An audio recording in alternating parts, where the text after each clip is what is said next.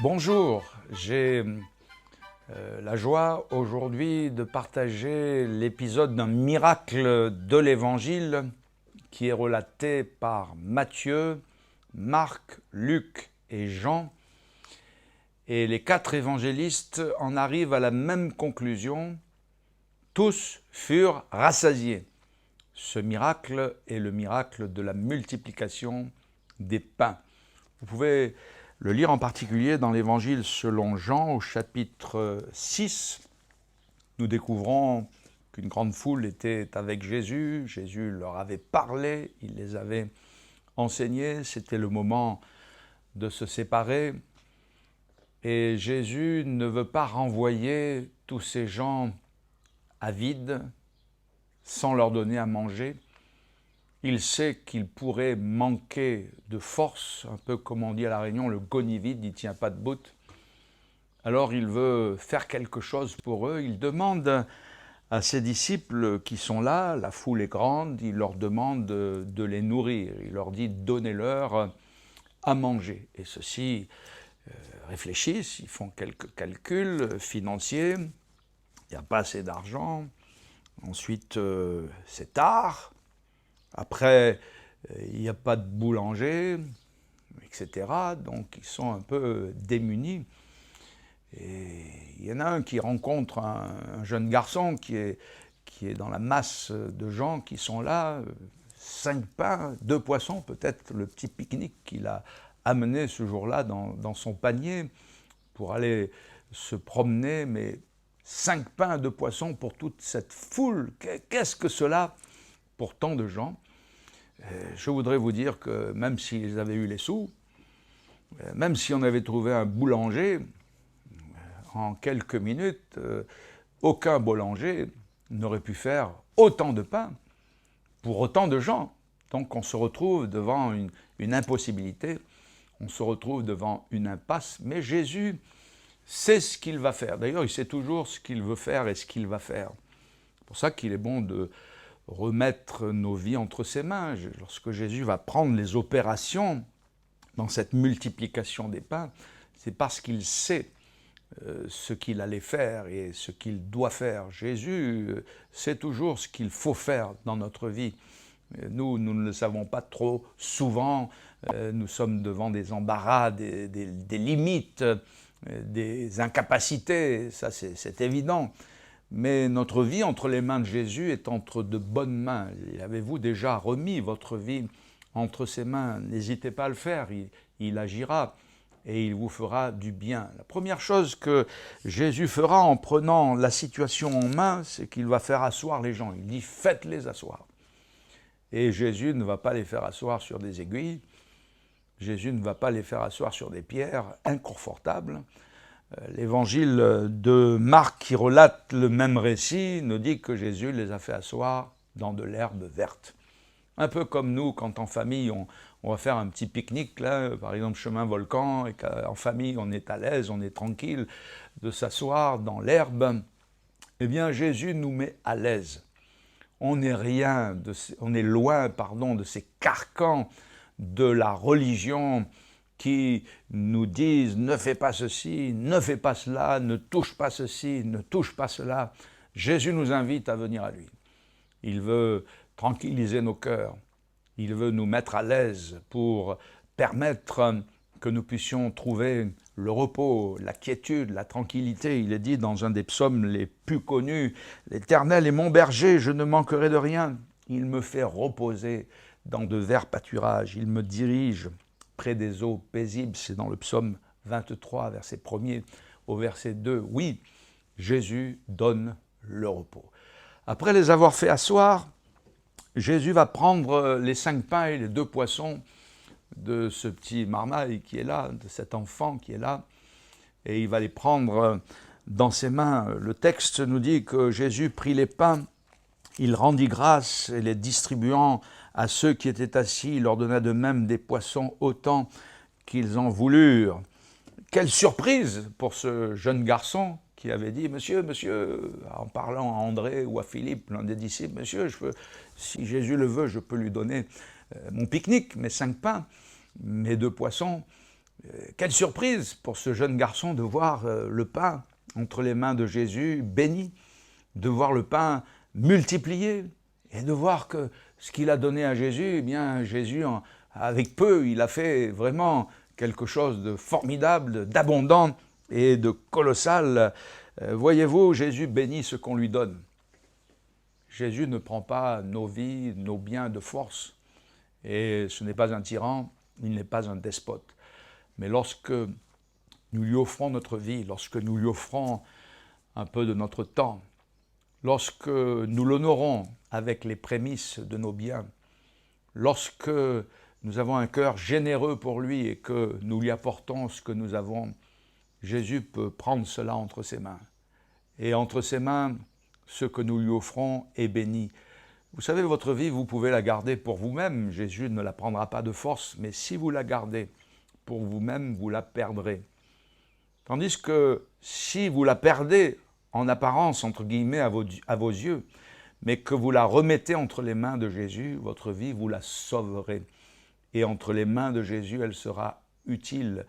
Vous avez du prix aux yeux du Seigneur et vous n'êtes pas laissé pour compte, vous n'êtes pas comme un astre perdu dans le grand univers infini, mais Dieu vous connaît parfaitement et vous pouvez permettre à Jésus de prendre ce peu peut-être que vous considérez de votre vie, qu'est votre vie, de vos talents, de vos bras, de votre cœur, de vos yeux, de tout ce qui fait votre être et l'offrir à Jésus. Et Jésus saura le prendre dans ses mains, Jésus saura le bénir et Jésus saura aussi le multiplier. Après ce miracle où tous furent rassasiés, ça a été le constat, tous ont mangé, tous ont été rassasiés. Lorsqu'ils furent rassasiés, Jésus a dit à ses disciples, ramassez les morceaux qui restent afin que rien ne se perde. Et dans cet ordre de Jésus, ramasser les morceaux qui restent, rien ne se perde, on découvre deux points extrêmement importants. C'est que Jésus est anti-désordre.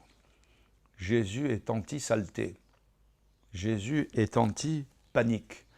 Avec Jésus, c'est oui à l'ordre, oui à la propreté, oui à l'équilibre. Heureusement que Jésus a dit ramasser les morceaux qui restent. Sinon, ce chant n'aurait plus été un champ de Galilée écologique, agréable à vivre, c'eût été une poubelle. Je suis passé un jour, lors d'un 14 juillet, sur l'une des places les plus célèbres de Paris, le Trocadéro, et suite à ce feu d'artifice exceptionnel, le Trocadéro était une poubelle. Les gens y avaient laissé des boîtes de pizza, des bouteilles, toutes sortes de déchets. Je me dis, quel désordre, quelle poubelle, c'était vraiment dommage. Et Dieu est un Dieu d'ordre, Dieu est un Dieu d'équilibre. Il arrive que nos vies soient dans le désordre, il arrive que nos vies soient dans le déséquilibre sur le plan affectif, sur le plan sexuel, sur le plan moral et bien d'autres plans encore. Mais de permettre à Jésus de prendre notre vie entre ses mains, eh bien, permet de rétablir l'ordre, permet de rétablir l'équilibre. Si vous souffrez d'un déséquilibre, quel qu'il soit, si vous souffrez dans votre vie d'un état d'immondice qui vous rend la vie malheureuse, parce qu'il n'y a pas de bonheur dans le désordre et dans la saleté, mais si vous souhaitez que Jésus vous nettoie, vous purifie et rétablisse l'ordre qui est bienfaisant pour bien vivre, permettez-lui de le faire. Il le fera avec amour, il le fera avec délicatesse. J'ai sous les yeux ce verset de la Bible qui nous dit que Dieu n'est pas un Dieu de désordre, mais Dieu est un Dieu de paix. Et lorsque il a dit « ramassez les morceaux qui restent afin que rien ne se perde », nous découvrons une deuxième pensée très importante, c'est que Jésus, qui est non au désordre, non au déséquilibre, il dit aussi non au gaspillage. Parce que là, en ramassant les morceaux qui restent, de bon pain, c'était du bon pain. Le pain du miracle est le meilleur pain, comme le vin du miracle dans l'eau changée en vin à Cana est le meilleur vin qui existe, c'eût été du gaspillage, n'est-ce pas? Et Jésus est anti-gaspillage, parce que même les disciples sont repartis avec 12 paniers. C'était formidable, de bons pains et de bons poissons. Et nous vivons souvent dans le gaspillage. Notre société de consommation est caractérisée par le gaspillage. Les gens qui se penchent sur les statistiques et la consommation nous disent qu'il y aurait de quoi nourrir 2 ou 3 fois la planète. Mais nos maisons sont pleines de produits qui sont souvent, pas souvent, mais des fois gaspillés, hélas. Nos supermarchés sont remplis de nourriture qui, certaines seront achetées, j'en conviens, mais beaucoup seront aussi gaspillées. Que de gaspillage, et si ce n'était que de la nourriture, ça serait un moindre mal, mais gaspillage de force, gaspillage d'énergie, gaspillage de santé qui part en fumée, qui part dans des vapeurs d'alcool, qui part dans des plaisirs mondains que sont les jeux de hasard, les lieux mondains de plaisir où on gaspille la santé, où on gaspille la pureté, où beaucoup de foyers sont disloqués par ces conduites immorales et à risque. Jésus a dit « ramassez les morceaux qui restent afin que rien ne se perde », parce qu'avec Jésus, on évite le gaspillage. Avec Jésus, il nous permet de vivre, mais aussi de bien vivre. Alors, quand les gens ont mangé, qu'ils ont été rassasiés, ils ont dit, voilà le roi qu'il nous faut. Et ils voulaient organiser tout de suite des élections pour que Jésus soit le roi. Ils ont dit ça. Ils voulaient faire de Jésus le roi. Hein. C'est vrai, un roi ou un président qui donnerait le pain gratuit à ces sujets, ça serait pas mal, n'est-ce pas? Je suis sûr que si l'un des candidats proposait le pain gratuit, il aurait peut-être des chances de passer au premier tour, n'est-ce pas? Le pain gratuit. Et Jésus, en fin de compte, n'a pas répondu à cette sollicitation. Il s'est même retiré, il a renvoyé la foule. Et c'est l'évangile selon Matthieu qui a dit qu'il a obligé ses disciples à passer de l'autre bord avec les barques, alors que lui renverrait la foule, et il est allé sur la montagne pour prier. Les disciples se voyaient déjà Premier ministre, n'est-ce pas? Peut-être Pierre se voyait ministre de la ville, l'autre se voyait ministre de la famille, que sais-je encore. Et en fin de compte, Jésus les a fait sortir de ce dédale en disant, allez, il les a obligés. C'est une des rares fois où je vois dans l'Évangile que Jésus oblige. Mais c'est dans ce contexte particulier parce que par ailleurs, alors qu'il était monté sur la montagne pour prier, il avait dit aussi dans son enseignement, « Mon royaume n'est pas de ce monde ». Il n'est pas venu pour être servi, mais il est venu pour servir et donner sa vie comme la rançon de liberté pour les âmes des hommes qui sont perdus dans le péché sans sa grâce. Le lendemain, ça a été assez facile à la foule de retrouver Jésus et les disciples, parce qu'ils l'ont retrouvé de l'autre côté du lac, et ils sont venus à nouveau vers Jésus, et Jésus leur a adressé un reproche.